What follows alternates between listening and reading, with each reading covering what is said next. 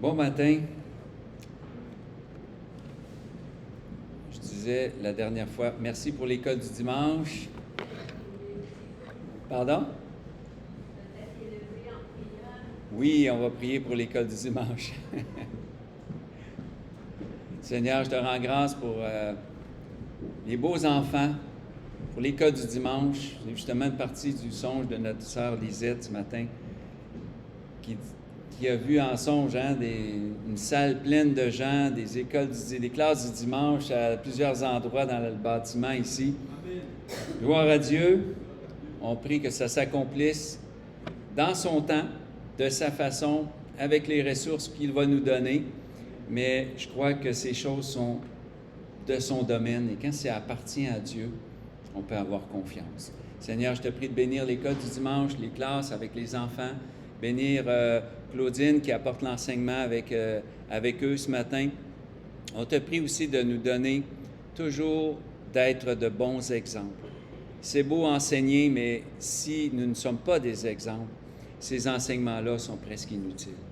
Seigneur, rends-nous semblables à toi et qu'on apporte à travers nos vies ton message en action et en parole, en démonstration. Et ainsi, Seigneur, on peut être convaincu que tu vas les garder, ces enfants-là, que tu vas les prendre, tu vas les accompagner, tu vas les amener à maturité. Maturité physique, maturité mentale, mais surtout maturité spirituelle, à la stature parfaite de Christ, au nom de Jésus. Amen. Vous savez, il n'y a pas de petit ministère dans le Seigneur. Hein? Tout ce que vous faites pour Dieu, ça compte. Que ce soit de prier, que ce soit d'être présent auprès de quelqu'un pour juste l'écouter. Tout ce qu'on fait pour la grâce et par la grâce du Seigneur, pour le Seigneur, c'est une grande œuvre tout le temps. On ne s'en rend pas compte, mais des fois, on a écouté une personne, il y a quelques années ou plusieurs années, puis on la rencontre, et puis là, ce jour-là, ça m'a tellement touché, puis on ne s'en est pas rendu compte. Nous, c'était comme, j'aurais aimé l'aider plus, mais c'est Dieu, finalement, qui a pris ce qu'on a dit et en a fait une grande bénédiction. Le livre de l'Apocalypse, deuxième partie. Si vous avez manqué la première, vous allez avoir bientôt la chance de le voir sur Internet. Dans la première partie, on a parlé un peu de comment lire l'Apocalypse. C'est tout un livre. Et je le relisais ce matin. Je me disais, wow, on pourrait tellement amener de choses avec ce livre-là, c'est incroyable. Mais il faut surtout aller chercher ce qu'il y a de vrai et de bon dans l'Apocalypse. Les gens, c'est tout bon, mais il y a des gens qui voient dans l'Apocalypse ce qu'ils ne devraient pas voir. Ils voient de l'accusation, ils voient de la condamnation, ils voient de la violence. Évidemment qu'il y a de la violence. Il y en a dans le monde. Puis l'Apocalypse nous révèle les choses. C'est ce que le nom Apocalypse, ce que le mot Apocalypse veut dire, révélation. Ça vient du grec qui veut dire révélation. Peut-être parler de l'auteur un petit peu. L'auteur, c'est l'apôtre Jean. L'apôtre, un des 12 qui a vécu avec Jésus. C'était le plus jeune. Jésus l'avait surnommé avec son frère Jacques Boanerges, les fils du tonnerre. Donc, c'est peut-être pas des gars bien calmes et gentils, tout doux, là. Fils du tonnerre, ça veut dire quelqu'un qui brasse et puis qui pourrait être violent même à l'occasion. Parce qu'au moment où il les a nommés comme ça, c'était suite à une demande qu'il avait faite de faire tomber le feu du ciel sur 2 villages qui n'avaient pas voulu que Jésus entre. Donc, vous voyez quel genre de personne c'était, là. Ils qualifiaient plus pour être terroristes au début, là, mettons. Mais ils ont changé. Évidemment, Jacques est mort très tôt. Il a été martyr, un des premiers martyrs. Jean, lui, au contraire, a vécu beaucoup plus longtemps. C'est le dernier des 12 à avoir survécu. Et même, on dit que lorsqu'il a écrit, qu'il a reçu la révélation de l'Apocalypse, il était âgé de plus de 80 ans, ce qui était quand même à l'époque assez rare, là. Les gens ne vivaient pas aussi longtemps à cette époque-là. Son nom veut dire, en fait, en hébreu, c'est Yohanan ou Yehohanan. L'abréviation, c'est Yohanan. Et ça veut dire Dieu fait grâce. C'est drôle, hein, parce que Jean, au départ, Jésus l'avait nommé fils du tonnerre en sachant que son nom voulait dire Dieu fait grâce. Donc, il y avait un contraste dans son caractère. Dieu l'a transformé. Et après ça, il est devenu, on l'appelle l'apôtre de l'amour.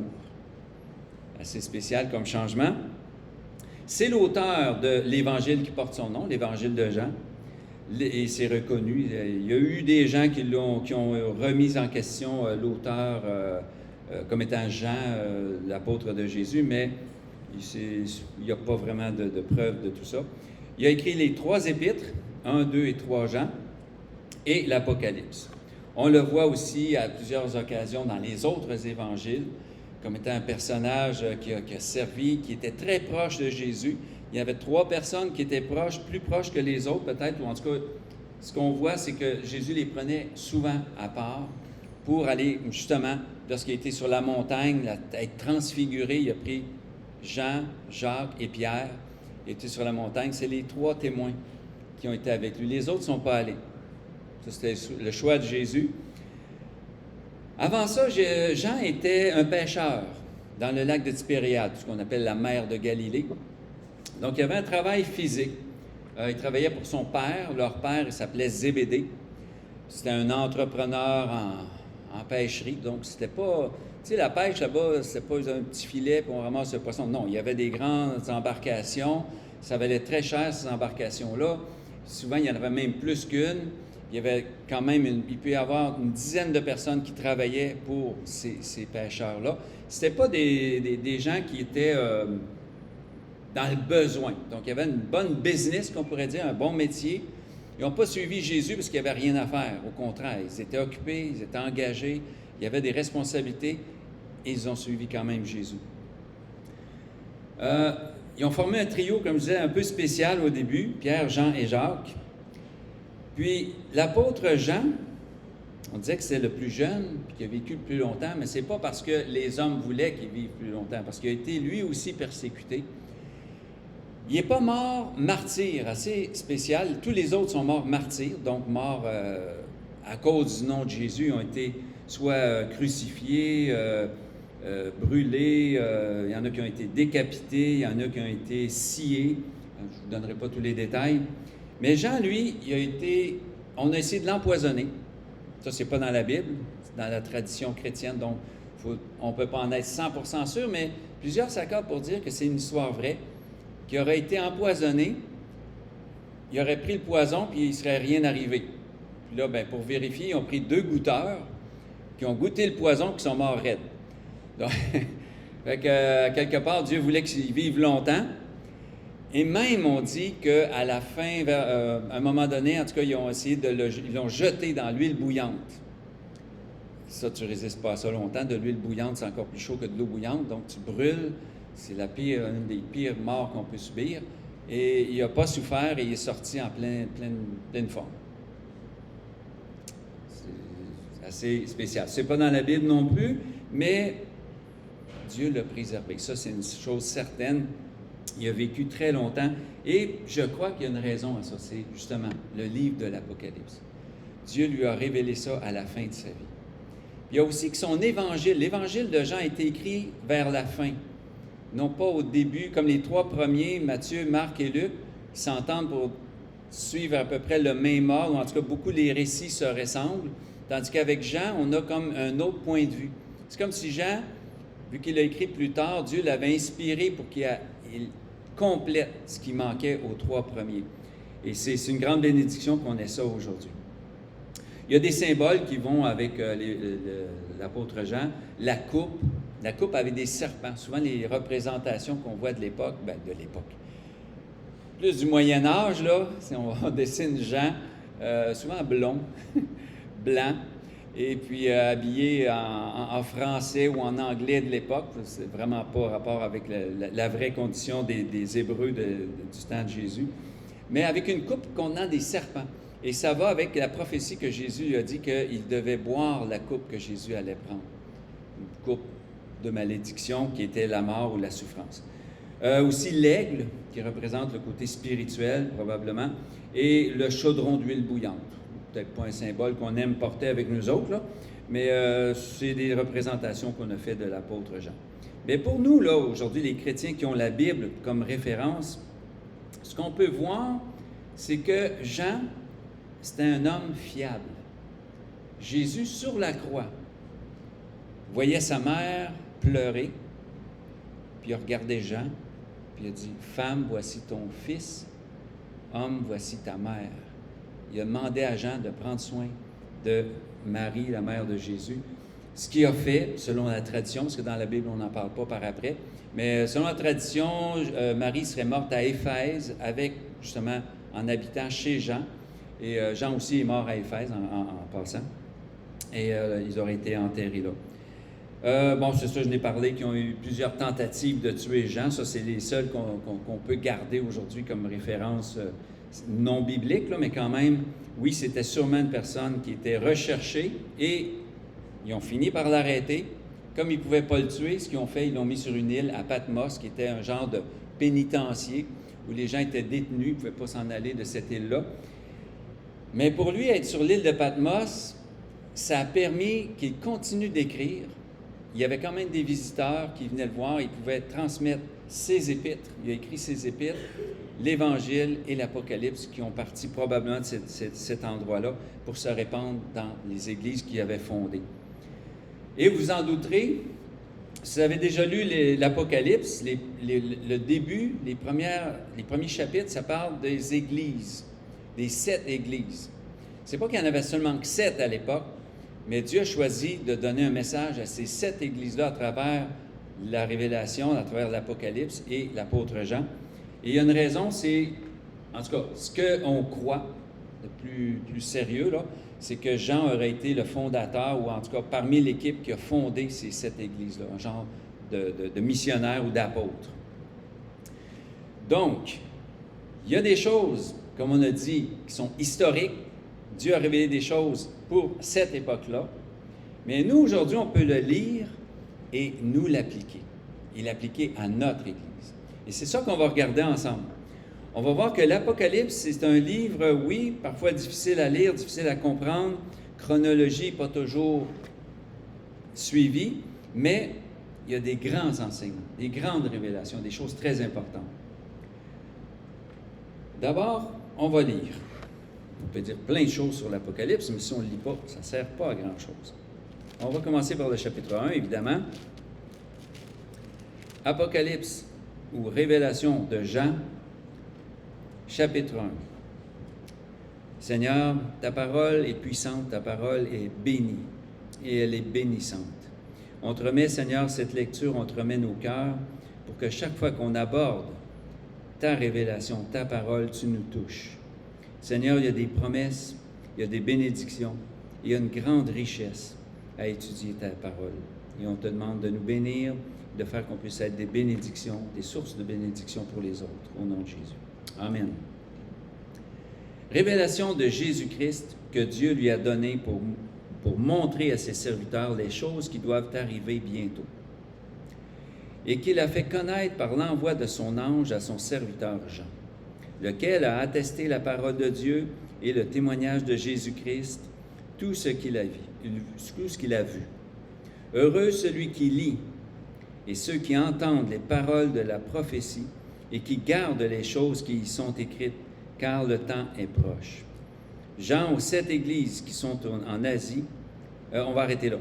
D'accord. On arrête les 3 premiers versets. Juste avec ça, on pourrait faire 7 ou 8 enseignements, mais on va se limiter à matin.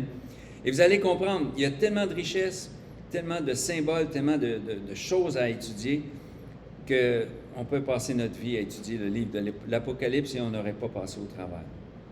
Donc, d'abord, on doit comprendre que c'est Dieu qui a donné à Jésus, de donner à un ange, de donner à l'apôtre Jean, de donner aux esprits qui ont été aux églises, un message qui nous est arrivé aujourd'hui. Là, vous allez dire, « Wow, c'est le jeu du téléphone ». Mais c'est resté précis parce que c'était écrit. Dieu a donné sa parole écrite. Et c'est pour ça qu'on peut avoir confiance, parce qu'aujourd'hui, je n'ai déjà parlé, il y a tellement d'évidence que la parole, la Bible, elle est fiable, qu'on pourrait en remplir un stade de football, puis en avoir 1 pied, 3 pieds même, 1 mètre d'épaisseur de rouleaux anciens, de textes qui se complètent ou qui s'affirment les uns les autres.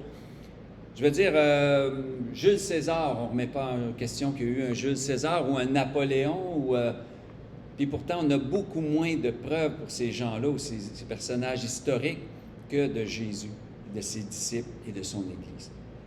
Donc, remettre en question ça, vous pouvez y aller. Allez-y. On n'a pas besoin de le défendre, il est capable de se défendre tout seul. Gloire à Dieu.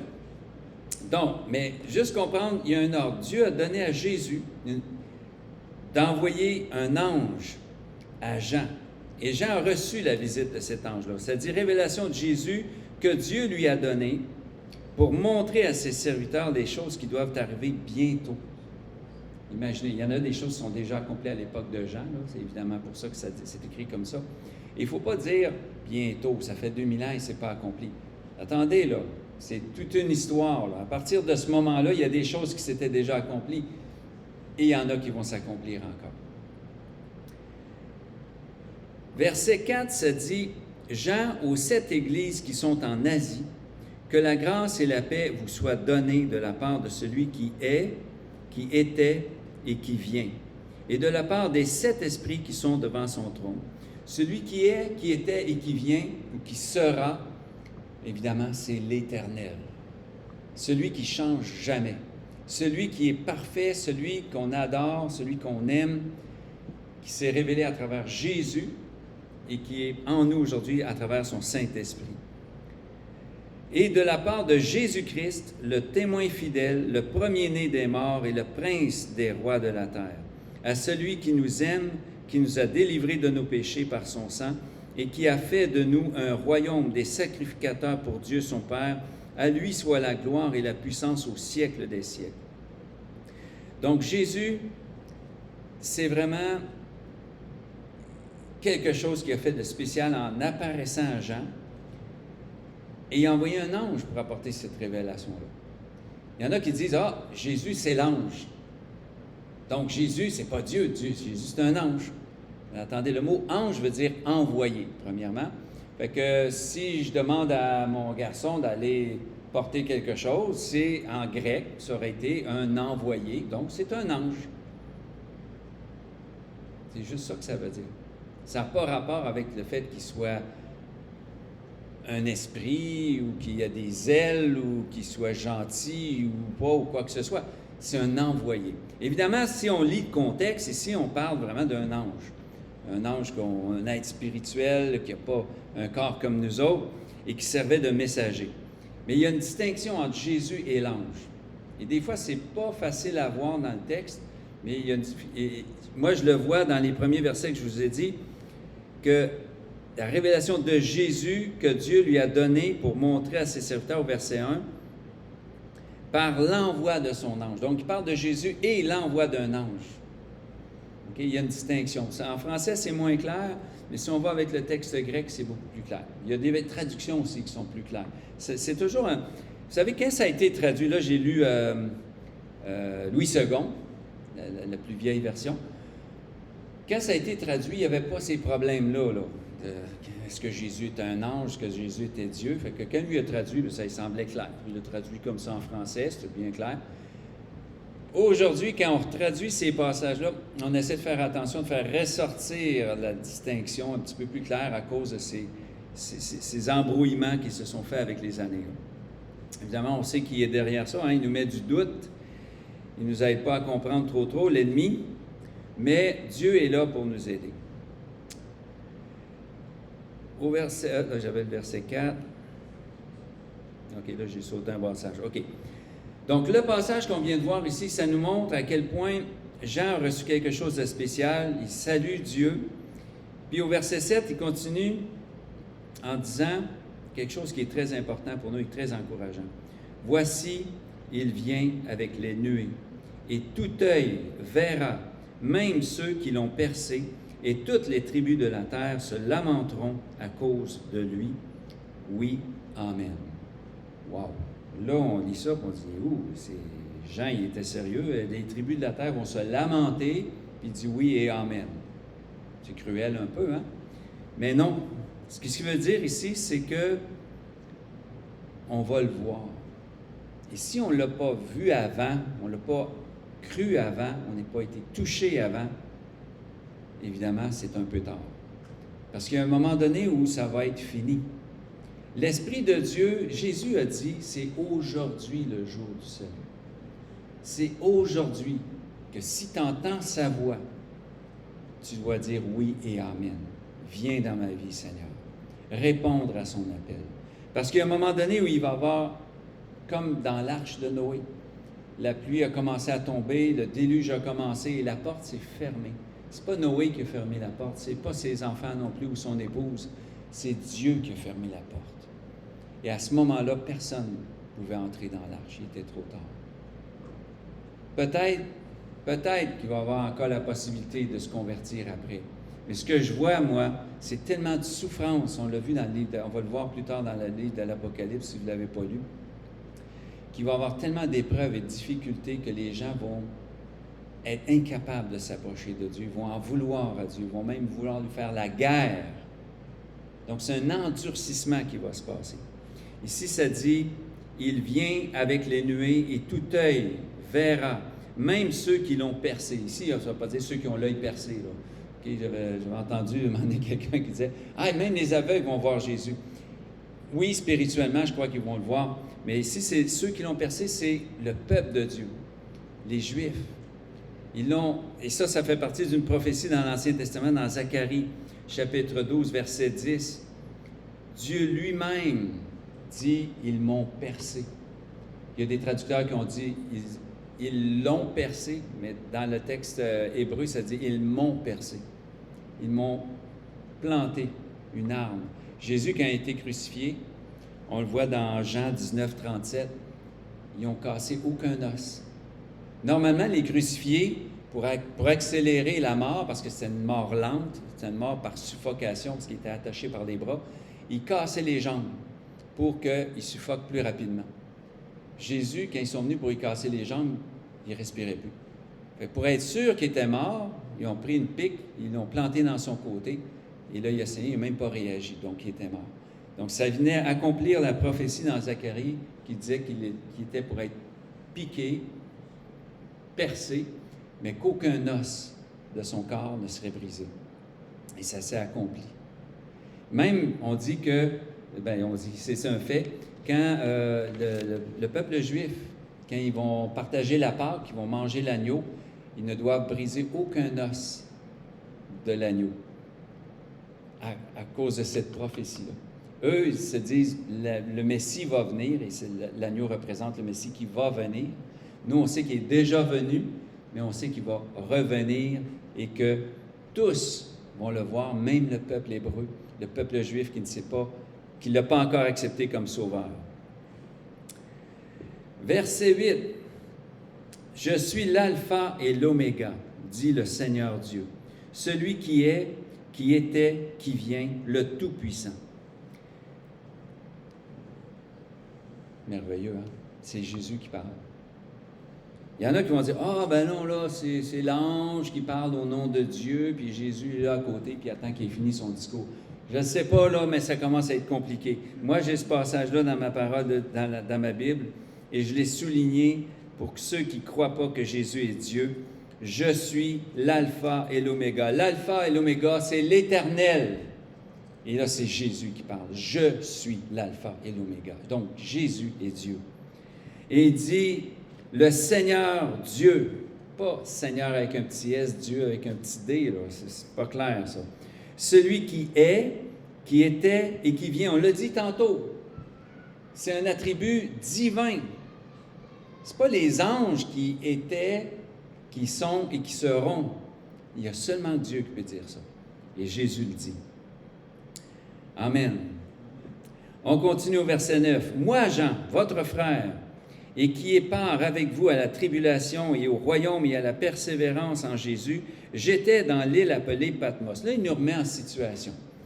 Il nous explique quand il a reçu cette révélation-là. À cause de la parole de Dieu. Donc, c'est pas parce qu'il était un meurtrier, un voleur ou quoi que ce soit, c'est parce qu'il était un témoin de Jésus qui était sur l'île de Patmos. Et il nous dit, au verset 10, « Je fus ravi en esprit au jour du Seigneur. » Donc, on sait que ça revient un dimanche, parce que pour les premiers chrétiens, le jour du Seigneur, c'était le dimanche, évidemment, comme pour nous. « Et j'entendis derrière moi une voix forte, comme le son d'une trompette, Il n'y avait pas grand référence à ce moment-là à une voix forte. Hein? Il a pris une trompette comme exemple le plus proche de ce qu'il avait entendu. Il faut se mettre un peu dans l'idée. Des fois, les images que Jean utilise, c'était pour expliquer avec des choses que les gens connaissaient à son époque. Aujourd'hui, on aurait dit, j'ai entendu une voix forte, peut-être comme un système de son d'un groupe rock, ou j'ai entendu une voix forte comme le décollement d'un avion à réaction. Mais à l'époque, ça n'existait pas. Les sons forts qu'il entendait, c'est une trompette. Donc, il a pris l'exemple d'une trompette. Ça ne veut pas dire que Jésus avait une voix de trompette. Ce n'est pas du tout ça. Ça dit, et qui disait, « Ce que tu vois, écris-le dans un livre, et envoie-le aux 7 églises, à Éphèse, à Smyrne, à Pergame, à Thyatire, à Sardes, à Philadelphie et à Laodicée. » Là, on les nomme, les 7 églises. Et les 7 églises, si vous regardez sur la carte de l'époque, parce qu'aujourd'hui, c'est la Turquie, les villes ont pas mal gardé les mêmes noms encore, il y en a qui ont changé, mais ce ne sont pas des villes chrétiennes pour la plupart, évidemment. Il y a presque plus de chrétiens dans ces villes-là même, mais il reste quand même des vestiges archéologiques. Et ces 7 églises-là, si on parle de la première, puis on regarde sur la carte, ça fait, dans ce sens-là, dans le sens horaire, c'est comme si quelqu'un était parti sur la route puis il fait les 7 églises une par une en s'arrêtant une couple de journées à chaque ville pour annoncer le message ou aller porter du courrier. Et il les nomme toujours dans cet ordre-là. Puis on les voit aussi décrites, les prophéties sont décrites dans cet ordre-là. Donc il y a une logique dans ça. C'est pas n'importe comment que Dieu a choisi les 7 églises. Il y avait sûrement dans l'idée qu'ils ont implanté une après l'autre de cette façon-là, ou en tout cas qu'il les visitait de cette façon-là. Et il dit au verset 12, « Je me retournai pour connaître quelle était la voix qui me parlait, et après m'être retourné, je vis 7 chandeliers d'or. » Là, nous, on a le mot chandelier. Bon, chandelle, je cherchais à vérifier, je me dis, c'est-tu des chandelles en cire qu'on allume? En fait, ce sont des lampes.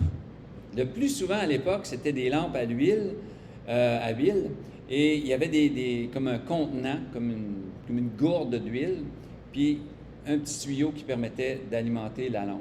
Donc, il y avait 7 de ces chandeliers ou de ces lampes à huile qui étaient devant lui. Ça pouvait aussi être un chandelier avec des vraies chandelles, là. Je n'ai pas été plus loin dans ma recherche, parce que la chandelle a été inventée 3000 ans avant Jésus-Christ. Donc, je me suis dit, il me semble que c'est une invention plus récente, là, mais en tout cas, c'est très, très vieux. Donc, ça pouvait être aussi une chandelle. Mais ce que je vois plutôt, c'était des chandeliers avec de l'huile à l'intérieur. Et ces 7 chandeliers-là, ben, ils représentent les 7 églises. C'est le fun, hein?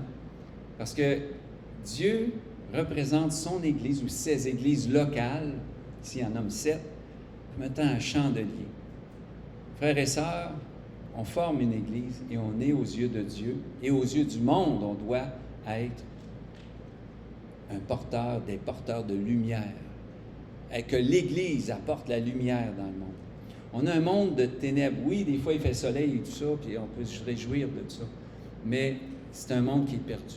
C'est un monde qui a faim, qui a soif de vérité, qui cherche désespérément, mais que nous, on l'a et on peut la donner. Ça a l'air prétentieux, peut-être ceux qui vont écouter l'enseignement aujourd'hui ou plus tard, c'est-à-dire vont dire « Ah, les chrétiens, ils se pensent eux autres les seuls à avoir la vérité. » Amen. C'est vrai, mais ça fait drôle un peu aux yeux du monde. Je suis d'accord avec bien des gens de dire « Ouais, vous n'êtes pas les seuls à avoir la vérité. » Hein, j'étais de même, moi, avant. Je me disais « Ah, les chrétiens, il me semble que ça être prétentieux. Il y a plein de religions dans le monde. Pourquoi il n'y en aurait pas d'autres qui auraient la vérité aussi? » Mais quand on lit la Bible, on se rend compte qu'il ne peut pas y en avoir 2 vérités. Ce ne serait pas logique, premièrement, juste le côté logique. C'est une chose et une chose, et tu peux pas, ça ne peut pas se contredire. Mais ça prend l'Esprit de Dieu. Il faut demander à Dieu de nous éclairer, nous aider à comprendre. Les 7 chandeliers, et après ça dit, chandeliers d'or, OK. Oui, les chandeliers sont en or en plus, donc c'est un autre symbole de royauté, de richesse et de pureté. Verset 13, « Et au milieu des 7 chandeliers, quelqu'un qui ressemblait à un fils d'homme vêtu d'une longue robe, ayant une ceinture d'or sur la poitrine. Sur sa tête et ses cheveux, sa tête et ses cheveux étaient blancs comme de la laine blanche, comme de la neige. Ses yeux étaient comme une flamme de feu. Ses pieds étaient semblables à de l'airain ardent, comme s'il eût été embrasé dans une fournaise, et sa voix était comme le bruit de grandes eaux. Il avait dans ses mains dans sa main droite 7 étoiles. De sa bouche sortait une épée aiguë à 2 tranchants, et son visage était comme le soleil lorsqu'il brille dans sa force. Et évidemment, au verset 17, ça dit « Quand je le vis, je tombai à ses pieds comme mort. » Je pense que si on avait vu la même chose, on aurait réagi de la même façon.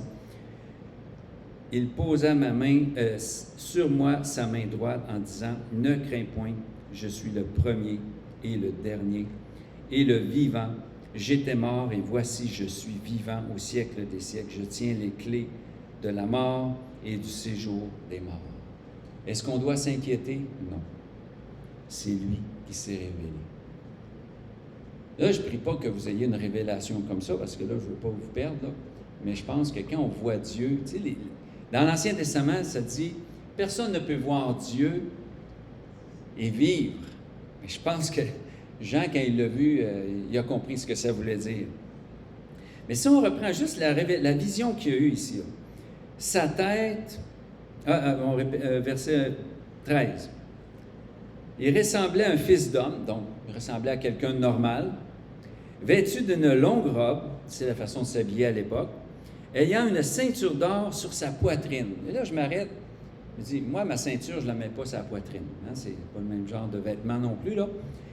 Et là, j'ai vérifié, il y avait 2 façons de porter la ceinture. À la poitrine, quand tu étais relax, c'était plus un vêtement, un tissu qu'on portait ici en haut. Et s'il était en or, ben, c'était pour le montrer. Hein? Ça se montre bien, c'est une belle parure. Mais ça voulait dire un symbole de victoire, de repos et de victoire. Tu as combattu, tu es victorieux, tu remontes ta ceinture jusque-là. Hey, gloire à Dieu, j'ai gagné. Si tu la descends, puis tu remontes ta robe, parce qu'il portait des robes, là, c'est pour travailler. Et Jésus l'a fait pour laver les pieds de ses disciples. Il s'est ceint les reins. Quand ça dit ça dans le Nouveau Testament, là, c'est qu'ils remontent leur robe pour pouvoir s'agenouiller, pour mettre à genoux, pour salir leurs vêtements, et ils l'attachent à la taille. Mais s'il la porte ici, ça nous dit que le roi des rois, le Seigneur Jésus, il est au repos, là. Il nous attend. Il a fait ce qu'il avait à faire. Et c'est pour ça qu'il a dit, tout est accompli. Oui, il y a encore des choses à faire sur la terre, mais pour lui, il a fait ce qu'il avait à faire. Donc, s'il nous dit, le jour du salut, que tu es sauvé, tu es sauvé. Il n'est pas en train de travailler pour que tu sois sauvé. C'est fait, ça. Et quand il dit qu'on a la guérison, qu'il a tout accompli, qu'on peut être sauvé par ses meurtrissures, par ses blessures, par sa souffrance, c'est accompli. C'est fait. Il porte la ceinture à la poitrine. Moi, c'est comme ça, je vois ça, et je crois que c'est juste ça que ça veut dire. C'est glorieux, hein? C'est encourageant. Ça commence bien. Ensuite de ça continue en disant, verset 14, « Sa tête et ses cheveux étaient blancs comme de la laine blanche. » C'est rare qu'on représente Jésus avec des cheveux blancs. Mais si on y pense, on l'appelle l'Ancien des jours. Moi, si on m'appelle l'Ancien, là, c'est parce que je commence à avoir du blanc. Hein?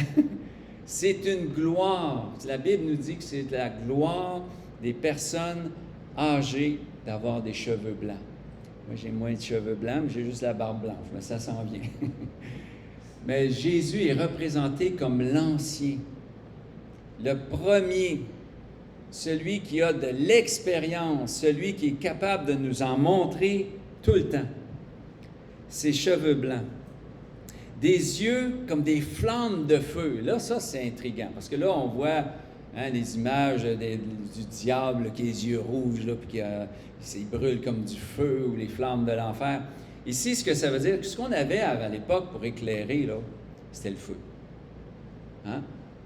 il y avait le métal chauffé qui pouvait briller, mais c'est pas tout le monde qui pouvait chauffer du métal assez fort pour le promener dans la maison, pour éclairer, pour chercher quelque chose. Hein. Donc, on allumait quelque chose et on le faisait brûler pour voir une lampe, une chandelle ou quelque chose comme ça. Donc, les flammes de feu, on peut bien comprendre que si ses yeux éclairent, c'est parce que quand il regarde, la lumière permet que nous, on voit. La lumière de ses yeux, quand Dieu nous regarde, on se voit. Nous, on n'a pas besoin que nos yeux soient des lampes de poche, on prend d'autres lumières. Ça pratique un peu, là, on n'aurait pas besoin de lampe frontale pour faire du camping. Mais Jésus, quand il regarde, la lumière sort de ses yeux. Il nous permet, même à nous, de voir ce que lui voit. Ses yeux, sa façon de regarder, permet qu'on puisse comprendre.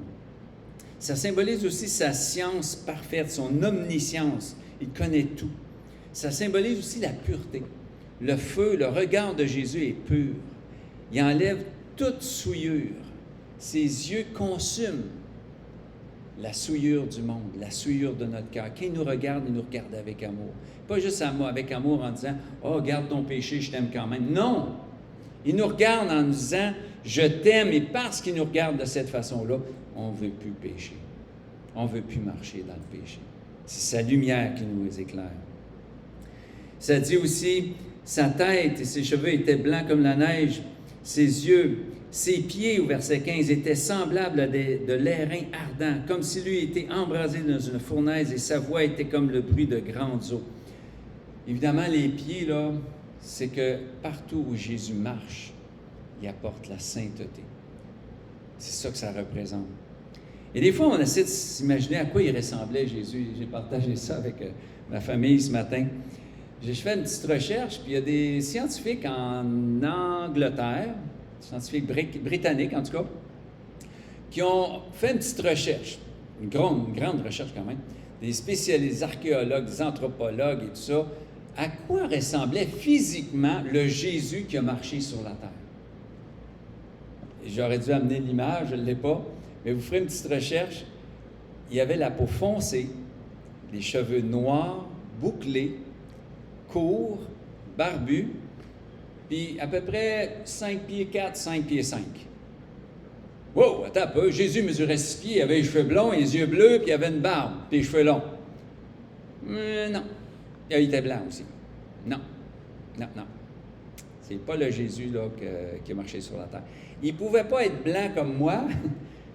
C'est un Juif de là, 2000 ans en Israël, fils de Joseph et de Marie, qui étaient descendants des tribus d'Israël. Il ne peut pas avoir la peau claire comme la plupart des Québécois ici au Québec. Là. Donc, un petit peu plus foncé, hein, tout de suite en partant. Il ne peut pas avoir les cheveux blonds non plus. On présente le petit bébé Jésus dans non, il avait les cheveux foncés, noirs, presque certainement. Toute l'image qu'on a des tableaux du Moyen-Âge, c'est des Français, des Anglais, des Allemands qui l'ont dessiné comme ça. Ils l'ont dessiné à leur ressemblance. Mais comme il était, le Jésus qui a marché sur la terre, il n'est pas pareil comme dans l'Apocalypse, par exemple. Hein? Il a changé un peu. Là. Les cheveux ils ont blanchi, ses yeux sont des flammes de feu, ses pieds brillent comme de l'airain chauffé au feu. Là, c'est toute la puissance qu'on voit de Jésus. Je ne crois pas qu'il va nous recevoir dans ses bras comme ça, on serait un peu paralysé, là, mais il veut nous montrer quelque chose à travers ça. Il a voulu montrer à Jean qui il était, au-delà de ce qu'on peut se l'imaginer. Et ils nous disent aussi que Jésus était fils de charpentier lui-même, donc assez costaud, assez musclé, des bonnes mains. Tu lui serrais la main, puis tu dis « OK, écrase pas, s'il vous plaît ».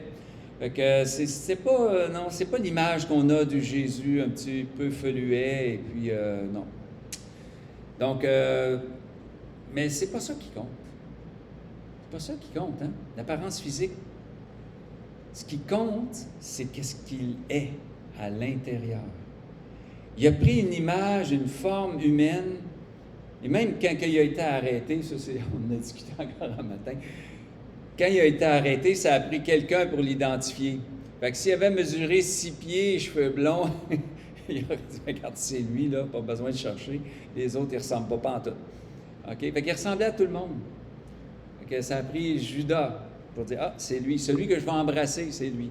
OK? Mais ça, c'est ça, il faisait noir. Il faisait noir, puis il voulait être sûr que c'était lui. Mais en tout cas, Dieu est puissant. C'est ça que ce passage-là nous montre. C'est pas seulement le fils du charpentier ordinaire. Ça n'a jamais été ça parce qu'il a toujours été extraordinaire dans son cœur. Il a toujours été Dieu. Mais là, on le voit avec une apparence complètement nouvelle, même pour Jean. Même Jean, peut-être, était probablement la seule personne vivante à son époque qui avait déjà, oui, pas juste probablement, certainement, le seul qui a vu Jésus encore vivant après qu'il l'ait vu à la transfiguration. Quand il l'a vu sur la montagne, il a vu son visage transformé comme en lumière, un peu comme la description qu'on en a ici. Une lumière aveuglante, tellement puissant. Et ici, il le revoit encore, mais avec plus de détails. Mais avec tellement de force et de puissance que Jean est tombé comme mort. Ça a pris la touche de Jésus, de le toucher, de l'aider à se relever. Au verset 19, ça dit « Écris donc les choses que tu as vues, et celles qui sont, et celles qui doivent arriver après elles. » Ce passage-là nous dit que ce n'était pas seulement pour l'époque de Jean, c'était aussi pour des époques à venir. Le mystère des 7 étoiles que tu as vues dans ma main droite et des 7 chandeliers d'or. Les 7 étoiles sont des anges des 7 églises et les 7 chandeliers sont les 7 églises. Quand c'est écrit comme ça, on ne se pose pas trop de questions, on les a, les explications. Quand vous allez entendre des gens qui vont vous dire « Ah, les 7 chandeliers, ça veut dire telle. » Non, non, ça le dit. C'est les 7 églises, c'est pas d'autre chose. Jésus lui-même le dit. On a l'explication. Dans ce passage-là, on va s'arrêter aujourd'hui au chapitre 1. Il y a tellement de matériel. On voit l'origine du message, qui a envoyé le message, comment il nous l'a donné à travers l'apôtre Jean, qui l'a écrit, et qui est le cœur du message, c'est Jésus.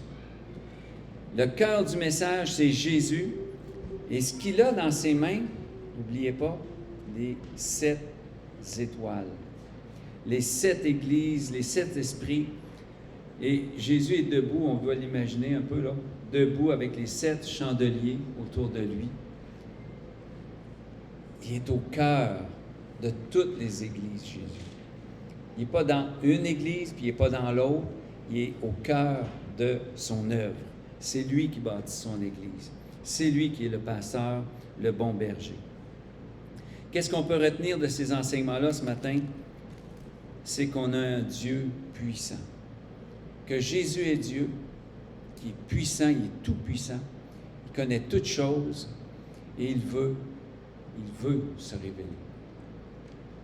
Si vous dites « Ah, Dieu ne me parle pas », éteignez ces paroles-là dans votre cœur, puis relisez la parole de Dieu. Lisez-la. C'est prouvé même scientifiquement. Là, je n'ai pas été lire le rapport scientifique, là, que les gens qui lisent la Bible plusieurs fois par semaine sont plus heureux, ils sont plus joyeux, ils ont une vie plus en ordre aussi au niveau de leur témoignage. Il y a plein de bénéfices, même physiques, à lire la Bible. Mais je te dirais, il faut la lire de la bonne façon. Ça, on en a déjà parlé. Commence par demander à Dieu de t'éclairer. Ce n'est pas un livre qu'on aborde comme on lit le journal, comme je lirais la lettre d'un ami. Mais lis-la avec ton cœur. Lis-la comme une lettre d'amour qui veut te transformer, qui veut t'aider, qui veut t'encourager. Et même l'Apocalypse, on va voir ensemble des choses, c'est troublant. Mais même l'Apocalypse, vous savez, un vrai ami, là, il te dit en pleine face qu'est-ce qu'il a à dire. Amen? Si il te dit « Ah, oh, c'est beau ce que tu as fait, puis c'est tout croche », c'est pas un ami. Là. Mais si un ami te dit « Ah, oh, tu conduis très bien, tu conduis très mal, tellement mal que tu vas t'écraser dans un mur ou tu vas faire un accident », c'est pas t'aider. S'il te dit « Faudrait-tu suivre des cours de conduite, puis prends des bonnes assurances », ou des choses comme ça, peut-être c'est des bons conseils. Mais si Dieu nous dit des choses tellement vraies, est tellement puissante. On va les voir avec les 7 églises surtout. Il faut que vous lisiez avec votre cœur. Laissez le Seigneur vous transformer. Puis on va voir que les 7 églises, c'est pas juste dans le passé, c'est aussi pour aujourd'hui. Puis il n'y a pas juste une seule église qui nous ressemble. Il y a du vrai à aller chercher dans les 7. Seigneur, je te rends grâce pour ta parole. Je te demande de nous aider, Seigneur, à continuer cet enseignement, à continuer ces études, parce qu'il y a une grande promesse. Tu le dis, Seigneur, dans les premiers versets, ça dit « Heureux celui qui lit et ceux qui entendent les paroles de la prophétie et qui gardent les choses qui y sont écrites, car le temps est proche. » Seigneur, on veut que tu nous rendes vraiment cette grâce, que tu nous donnes cette grâce de lire ta parole et d'en être réconforté, d'en être béni, que chaque fois qu'on lise, Seigneur, ta parole, et pas seulement l'Apocalypse, toute ta parole, qu'on en sorte grandi, nourri, qu'on en sorte avec plus de sagesse. Oui, ta sagesse, Seigneur, c'est plus que des années, c'est plus que des connaissances, c'est une relation avec toi. Et merci pour ton Esprit Saint sans lequel on ne pourrait jamais comprendre, sans lequel on ne pourrait jamais être transformé, sans lequel rien ne serait possible de tout ce que tu as promis, Seigneur. Et je te le demande au nom de ton Fils Jésus, Père. Amen. La semaine prochaine, on va avoir une prédication, évidemment. La période de Noël approche. 24. Hey, ça s'en vient. J'espère que vous avez acheté vos cadeaux. Ma liste de cadeaux est sur le comptoir en arrière là-bas. Non, mais le temps des fêtes, là, c'est pas juste des cadeaux. Hein. Vous êtes un cadeau. C'est ça qui est important. Vous êtes un cadeau, vous avez reçu le cadeau, donc partagez ce cadeau-là avec vos familles. Soyez bénis.